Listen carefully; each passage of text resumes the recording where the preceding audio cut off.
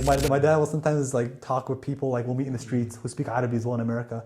And he's like, oh, my son, he used to be the worst one at Arabic, and now he's the best one. And he went to Jordan, and he's proud, and I'm proud that he's proud. What made you want to dive in and come to Jordan? Yeah, definitely. I'd say bullying from my family. If a girl wants to marry a guy, you look at the guys around him. Who are his friend group?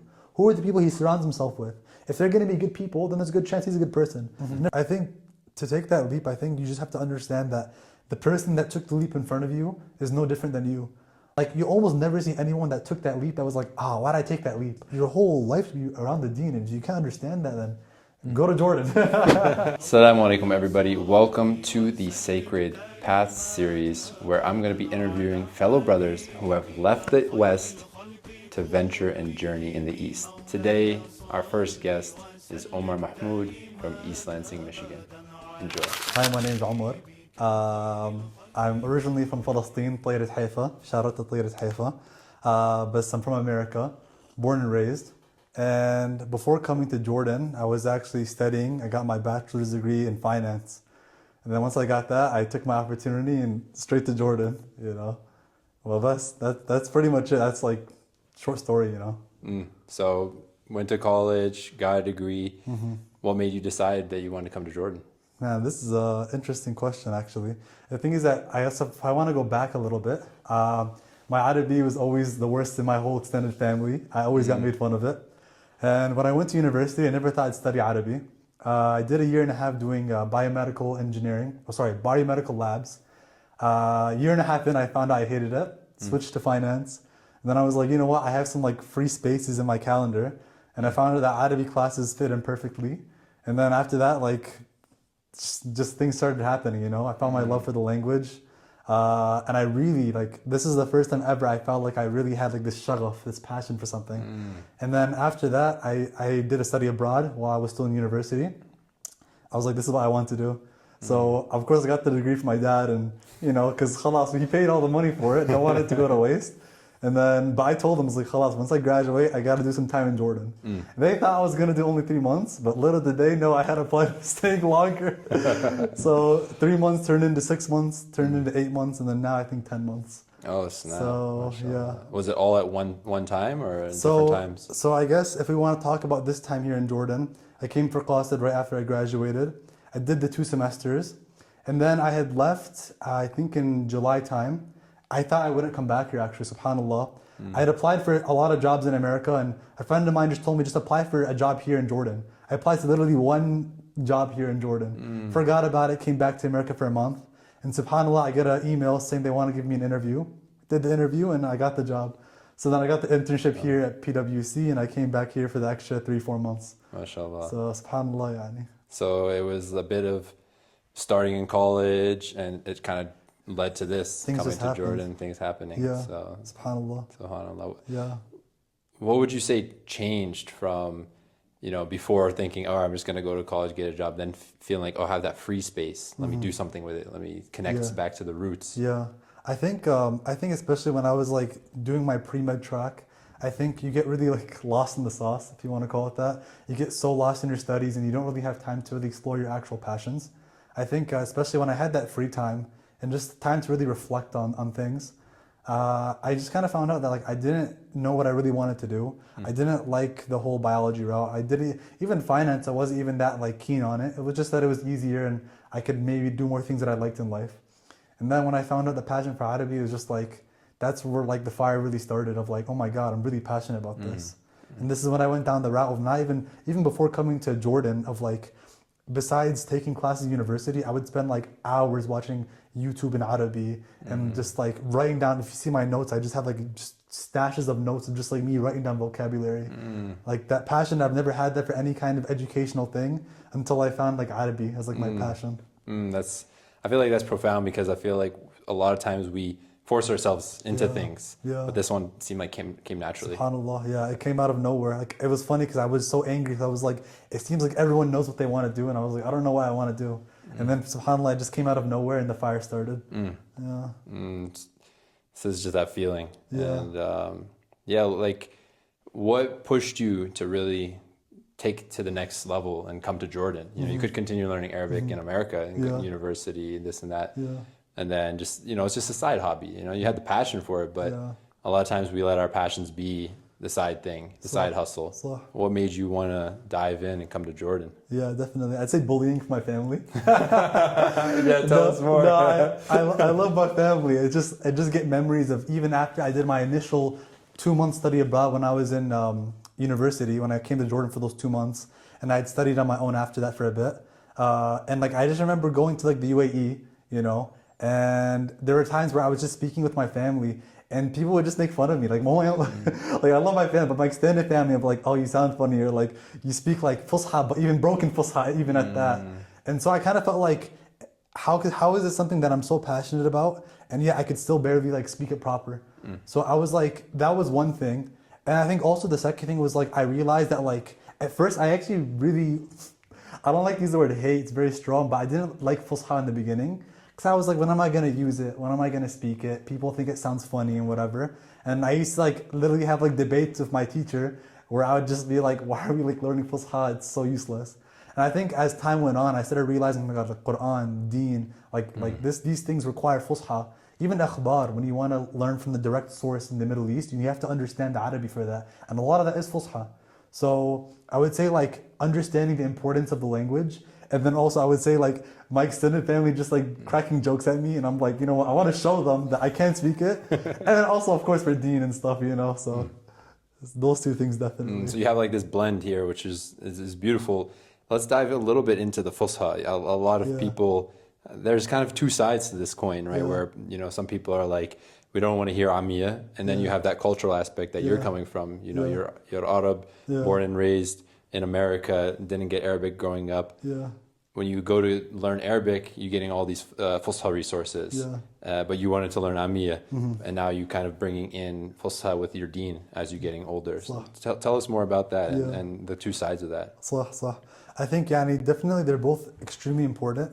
I think for me in the beginning, I put a lot more emphasis on the Ammiya, because for me it came more natural, because even though my Arabic was the worst in my entire extended family, like I was still more used to hearing Ammiya. My mom would speak to me, عمر روح جيب هيك واعمل هيك وهيك هيك whatever So it's just like you just hear it all the time, and something I was more used to. So I think I just naturally was just against Fusha.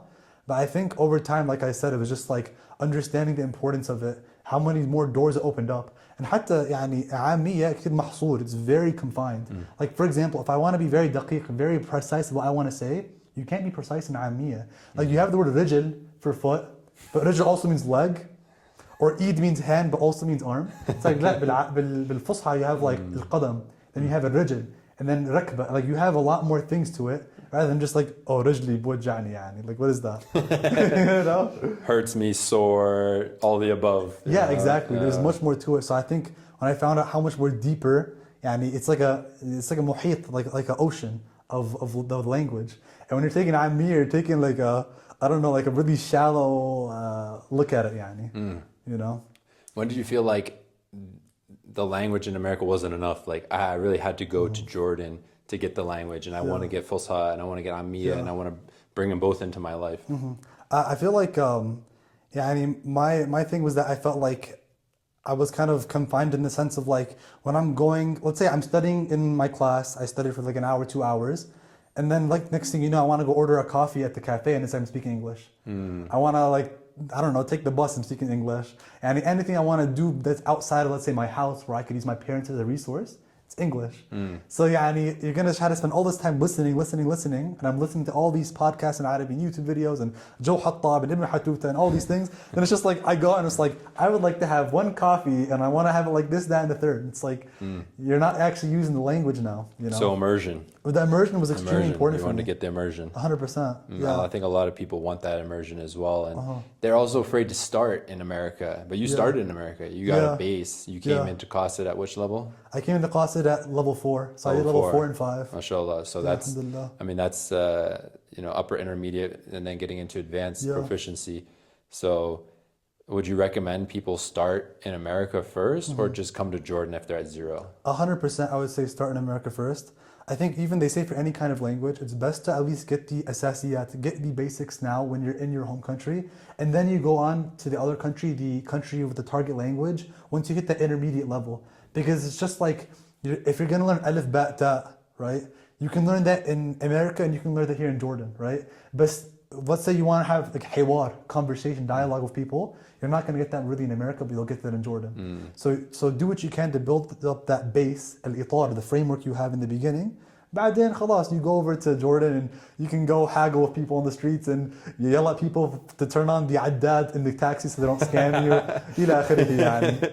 So Zaydun Latifun is not going to get you anywhere in Jordan. يعني Darba Zaydun Amran.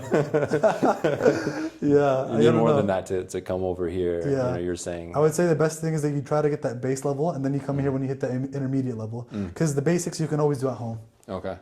Yeah. And what was the hardest thing about coming to Jordan for you? Yeah. Oh, yeah. That's a good question.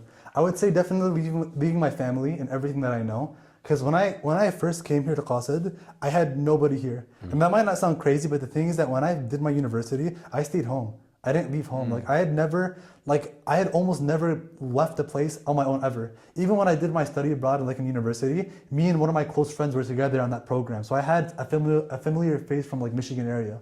But when I came here, like literally no one. And my dad, now he says it, but he didn't want to mention it, but he was like afraid for me. He's like, you're very like close to the family and stuff, and it's like he kind of thought as me as like someone who couldn't handle something like this. So he was really worried about me. Then when I did it, and then they were like, you don't want to come back after your first semester? I was like, nah, I'm chilling. Like, he was like, مستغرب. He's like, what the heck? He's like, he's actually doing this. And I was proud of myself. I was like, you know, like I love my family and stuff, but I realized like, بعتمد على حالي خلاص. I can rely on myself a bit more than I thought. So definitely it was just kind of forced family. you to do that too. Yeah, like I had learned most things on my own, like the fast bus. Even when I got my first place, I had to like haggle with the people. The first place I got was really bad, and I had to talk my way out of the aqat al-ijar, and then I had to find another place, and like I had to like dabbir amuri. I had to and figure all out in Arabic. Yeah, بالعربي. And this is in the beginning. My Arabic wasn't the strongest when I first came to Jordan, so it's just like, you know, you gotta figure it out, you know. Absolutely, yeah. Figuring it out is big, and that's especially growing, you know, living at home, you know, leaving the known. Yeah. You know, what about the unexpected positives that happen? I think we focus so much on the fear and the risk and all the worries that could happen. What about some good things that happened that surprised you, that facilitated your experience?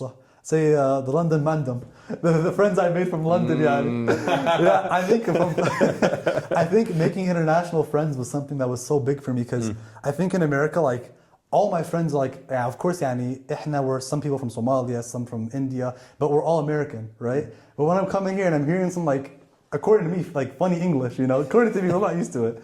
Like, it's something cool and very, very interesting, Like, I made friends who are living in Turkey. When I went to Turkey, I met some of my Turkish friends. Like, I made friends who are from London, friends from Malaysia, like all over the world. And those international friends, like, not only was it interesting to meet them, but they also helped me grow. Like, I learned so much from them in general about the Muslim communities over there. Their funny, interesting dialects and sayings, of course. And yeah, just I would say making really interesting and unique kinds of friends that gave me a new perspective on life. And also meeting the Arabic learning community. Because I think for here, I think we mentioned this before, when I'm around, let's say, like you guys, I feel very average of just like, you guys are always studying, Abdullah's always studying, and like, mashallah alaikum. But when I'm around, let's say, people in America, I feel like, am I the only one that's taking the Arabic language seriously, you know? So I think being around you guys, this Arabic learning community, it pushes me to be better. Because I'm no longer like the person that's striving the most for Arabic in the room. Now I have people here who are striving even more than me. So it pushes me to just be better, you know? Yeah. That's really nice. Yeah, I mean, the environment that's created here helps a lot. Really good. Pushes you. Yeah. Makes you feel inadequate sometimes. Like, I gotta push myself more. I'm always coming here, Abdullah sitting in the corner studying, and I'm like, I gotta be like Abdullah, you know? It's a machine. SubhanAllah. How did your family and friends react to you coming here? You know, because like you said, you're coming to like a whole different world, right? Like you said, this different environment that you're now a part of. How did that go, I guess, you know, between you guys? Yeah, definitely. I think my friends were definitely surprised in the beginning, but they're like, Omar's gonna do what Omar's gonna do, I guess. I think for my family, that was a pretty big thing of like me going overseas for an extended period of time. I think for them that was something really interesting, because my brother never did anything like that. My sister's too young to do that right now. And I think for them, they were just like, this is a big step. And maybe a bit worried about me of like, you're gonna be okay, you're gonna do this on your own. I'm like, yeah, I'll be fine. Even though in my head I was a bit worried as well, but I know I figured it out. And I think for me, it started off as fear of my family, but now it's more like proud. Of like my dad will sometimes like talk with people like we'll meet in the streets who speak Arabic as well in America. And he's like, oh, my son, he used to be the worst one at Arabic, and now he's the best one. And he went to Jordan, and he's proud, and I'm proud that he's proud. I'm happy that I get to make my parents proud. You know. That's a beautiful thing. Yeah, alhamdulillah. One of the biggest blessings of life is to see your parents proud of you. So you had like that family support. Yeah. You know, backing you. Yeah. Or at least after, you know, they At got least to see some of the results. After the initial fear, they're like, okay, he's fine. Yeah. MashaAllah. What about yourself? Like, how have you handled like finances, fear, or being in a different environment? These you know, changes of the unknown. Yeah, I think alhamdulillah, like for finances, I think my dad has always been very supportive. I think my dad's kind of way of life is like, I'll support you as long as fiha fa'idah, there is a benefit in it. Like this is good for you, you know. In a way, I think I kind of see it as for him, it's like istithmar, it's some kind of like investment of like, you're investing in your kid's future. And even if no technical money comes out of this, I don't like make money out of speaking Arabic, it's like my kid will become more well-rounded. He'll become a stronger Muslim because he understands the language. He'll pass down the language that our generations used to speak. Like I think for that reason, my dad was always supporting me financially. So financials, alhamdulillah, I had him to rely on. And the unknown is something you always have to deal with in life. Yeah, and even when I switched my major in the beginning, when I switched to finance from biomedical laboratory, like that was also the unknown as well. So I feel like as human beings, we're kind of just used to delving into the unknown. And so I just, ghasban annak, you have to do it here. No matter if you want to do it or not, you have to jump into the water sooner or later. And so whenever unknown things or things that I wasn't ready for happened here, I was just forced to adapt. And that's about it, yeah. I mean, a lot of people are afraid of the discomfort of the unknown. Well, how would you, because it sounds like you've gone through previous experiences like this, and now it was more natural. It came naturally. What kind of advice would you give to people that are afraid to take that leap? Yeah. You know, it seems like you got used to that. I think to take that leap, I think you just have to understand that the person that took the leap in front of you is no different than you. Like that person in front of you that took that leap into the unknown, and let's say you have a friend of yours who like, he went abroad and he studied Arabic and he became XYZ. It's like, don't think that that's out of reach for you. Like anjad, like I'm not joking when I'm saying that I was the actual worst one speaking Arabic in my entire extended family. The worst one. And I took that leap of like coming to the Middle East, coming to يعني بلد عربي عشان أتعلم اللغة, to learn the language and stuff. And I took that leap and I'm so happy I did. And like you almost never see anyone that took that leap that was like, why did I take that leap? Why did I learn that new thing? Like, you don't see people saying that, like, why did I go abroad, you know? People when they get older, they always say, go abroad, go learn, go do these things. And it's like, one of the biggest regrets is like, I regret like not doing X, Y, Z. So just do it, you know? Yeah. How has your life, your worldview changed since coming to Jordan?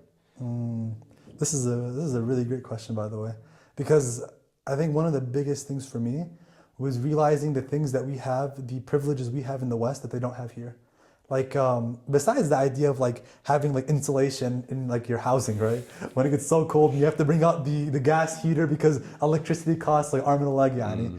I think for me, the biggest thing that I noticed was like, my God, الفرص اللي عندنا بأمريكا, the amount of opportunities we have in America is so crazy. People here will study, let's say, to become a يعني مش كهربجي, يعني let's say like مهندس, okay? You become an engineer. And it's like they won't even work in that field because there's not enough opportunities. They'll end up being a talabat or a Kareem driver, which is DoorDash for people in America, and Uber drivers. And they'll make 1 to 2 dinar an hour, and they'll work from 7 a.m. to 7 p.m. and that's it. Nothing else. And even though you went to university, even though you did X, Y, and Z, you're gonna end up staying in a really repetitive cycle, and there's no retirement for you, and that's it. So I feel like for me, when I see people, let's say, complaining about living in America, we all have our struggles, and I understand you want to complain sometimes, but always remember, yani, this is a ni'mah. We are so lucky to live in the West. The idea of like taking a vacation is a luxury. People here don't always take vacations. Sometimes the only days in the year they'll take vacations are the 2 Eids. And that's it, yani. So being grateful, alhamdulillah, yani. Seeing people walking in the street and like they don't have any like you can tell like yani. It just looks like he's out of it. He's lost. He has nothing. He's ripped clothes and stuff. And like you say alhamdulillah for being in the West, financially at least. Would that translate also to yourself? Like what have you learned, I guess, about yourself coming to the East? And I think I realized that like I can be independent. That's one thing. And also I guess I'm good at making friends, yani. I think especially whenever if you were to see me in Qasid, I'm just like the loudest person there. You're always gonna hear me laughing with some person new, yani. But alhamdulillah, I think it was realizing that I can be independent. Um, and also I don't know, like I guess I can live on my own in a completely different country, you know, and I can in a way blend in with the people here. Even though like I'm always going to be an American because I'm born and raised there, I can still fit in with the people here in general. And they'll still see me as one of their own, maybe with a little bit weird language, you know. But at the end of the day, you know, I can make myself fit. Hmm. What advice would you give to somebody that's thinking about making this step in their life? Yeah, it's a great question. Um, I would say just like that you can do it. Like that's it, yani. Like the times you hear of people that are like, oh, did you hear XYZ person that went to Yemen to go study to become a sheikh? Or did you hear the person that got accepted at Al-Azhar University or went to Medina or went to XYZ? It's like those people are not that much different from you, like almost at all. Like they just jumped into the water, made the decision, applied, and they got in and they went. You know, even places like Qasid, it's like anyone can get into Qasid. Like it's not like we're like inherently better than everyone else. Like you know what I'm saying? Like anyone can get in. So people that say like, "Oh, I can't do it," it's like why? It's like it almost sounds like a kind of sorry excuse of like, "What do you mean you can't do it?" Like financially, if you're capable and able to, or even get like a scholarship, just go do it. It's not that hard, yani, and anyone can do it. And I think especially as a Muslim, I feel like also it's kind of your obligation to learn the language. You're praying 5 times a day. You're reciting the Fatiha, God knows how many times. If you're praying Sunnah, pray even more. And it's like you're telling me that you can't even tell me what Alhamdulillah Rabbil Alameen, Ar-Rahman, Rahim, Malik Yawmiddin. You can't even tell me what that even means. And this is your whole life to be around the deen. And if you can't understand that, then go to Jordan. Right? So how has your deen and dunya balance shifted after coming here? Do you feel like it has? Definitely. I feel like for me, I'm not gonna say I came here and just like flip the switch, yani. Like I still have a lot of like bad habits I need to work on and whatnot. But I would say, not even just learning the language, also the company that I'm around. Like I feel like when I'm around you guys, I feel like I gotta like step up my game. Of like you guys are waking up and going to Fajr. I'm still not doing that, but I'm getting there, yani. I'm debating whether or not I want to go to Fajr in the masjid in the morning, yani, because of you guys. I would say like, but definitely I would say putting more emphasis on the deen. Subhanallah, I never put emphasis on even memorizing Quran like that. But ever since I've come here, I'm like 2 pages away from finishing Juz Amma, memorization. Inshallah. Which yani, I think in part because I'm here, because I'm around you guys and having these good influences around me. So I would say definitely I prioritize more of the deen, more understanding that this is a vital organ to your living and your existence. And if you're not going to prioritize it, then you're going to be lost. So how would you give some nasihat to the youth that are you know, maybe in high school or about to go into college, or maybe they graduated college and they're feeling a little bit lost with their current path? صح. I mean, I am still a youth. Hopefully I'm not too old, يعني. I'm not too old. No, but it is a good question. And يعني, I guess I would just give advice in the sense of like, يعني, if you have any doubts, any questions, never be afraid to ask. And in our deen, you're supposed to ask questions when you have doubts, right? And also, al-bi'a, your environment will play is the most important thing. Like the people you surround yourself with. I think there might be a hadith, and you correct me if I'm wrong, of a saying where it's like you are the religion of your friends, of the people around you. And also I think even the Quran, بِدِينِ اللَّهِ أَفْوَاجًا, and people coming in groups, right? And it's like, I'm not trying to give tafsir now, correct me if I'm wrong, but the idea of like, the people you're around will be the people who you are. If you want to get to know someone, let's say you want to marry a girl, because the youth like talking about marriage a lot, and you want to look at that girl, you want to look at the people around her, right? Or if a girl wants to marry a guy, you look at the guys around him. Who are his friend group? Who are the people he surrounds himself with? If they're going to be good people, then there's a good chance he's a good person. And if they're, drug dealers, like they say like in the UK, then he might be a drug dealer or a bad person. So I would just say surround yourself with the good people. Ask questions, learn more about your faith, and don't just follow like the rituals. Of course, rituals are important. Understand, why am I doing XYZ ritual? Why do I say Sami Allah bin Hamida? Like, why am I saying these things? Understand them. Once you understand it, you start feeling like there's actually هذا الإيمان الحقيقي. You have this real kind of iman, not this kind of like my parents are Muslim, so I'm gonna be Muslim. Beautiful. And I like how you came to Jordan for a period of time. You locked in, you did your Arabic studies, and it didn't slow you down from also being in that, allowing your dunya rizq to come to you as well. Yeah. So what's next? Yeah, you've been in Jordan for almost a year. What's next? Yeah. I mean, I complain about it all the time, but the job market is currently cooked. That's why I came back here to work for my internship. But no, I think, like I did mention, of course, like inshallah, going to go for my MBA and continue down that route and hopefully get a job. Just scary word, job. But no, I think also the most important thing is like when you're like طالب العلم, you're going to stay طالب العلم for the rest of your life. Like you should never be like, oh, خلاص, I got enough information and understanding, خلاص, I'm good, I have the knowledge. It's like, لا, you are always going to be a lifelong learner. And if someone says that they have the knowledge اللي بكفي, then you don't have enough knowledge, because then you would know that you need to always be learning more. So I think definitely for me in the future, like besides of course my education, university, and getting the job and working inshallah and khair and all that stuff, also at the same time remembering that I'm always going to try to prioritize also learning Arabic, learning the Quran, understanding tafsir, because this is al-jawhar, this is the essence of what you're supposed to be doing. This is sabab al-hayatak, this is the reason for your life.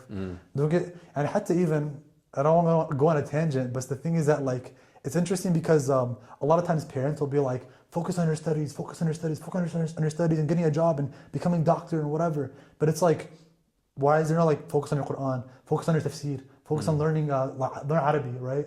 It's like, we have to understand that like, of course there is this importance of like getting a job and XYZ, and there's khair in that because you can serve the ummah in that sense. But at the same time, it's like, we should also remember to prioritize our deen as well. And تحاول تحسن هذا الشيء, you should try to improve it as much as you can. So for me, I will always be a lifelong learner. Well, also, of course, hopefully getting a job and making some money, hopefully soon. So I'm not relying on Baba too much, What's that? So I'm not relying on Baba too much. I gotta اعتمد على حالي. I gotta rely on myself sometimes. Inshallah. I mean, khair. Yeah. Beautiful. Yeah. So next is going back, MBA, get a job, hopefully continue the Arabic studies. Inshallah. Yeah, mashallah, yeah. It's beautiful, and you got to see another part of the world. While you're still young, you didn't wait till that magical retirement date to do so. So many dad-lorn stories came out of that, man. It was incredible. Beautiful. Alhamdulillah. East Lansing. Come by, man. Come by. I need to come around, man. Come around and we can go to the cafes and the Yemeni cafes. And we can have a good time, Bismillah. Inshallah. Bismillah. Alhamdulillah. Appreciate you coming on. Yes, sir. La ilaha illallah.